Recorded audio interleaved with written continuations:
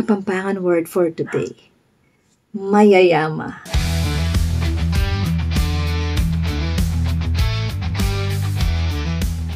So, one time, may kausap ako na friend ko na Kapampangan. So nag-send siya ng picture ng baby niya sa akin.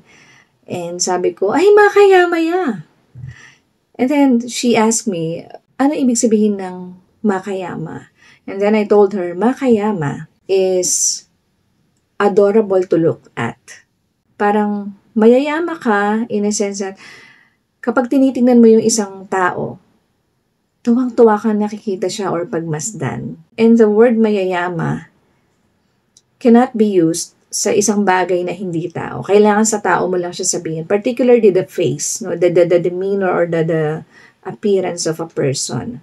Ayun, makayama ya, nakakatuwa siyang pagmasdan. Yun ang ibig sabihin nun.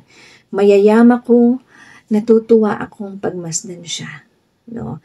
And usually, we use the word mayayama when we are looking at someone cute, maganda, gwapo, lalo na sa mga bata. No?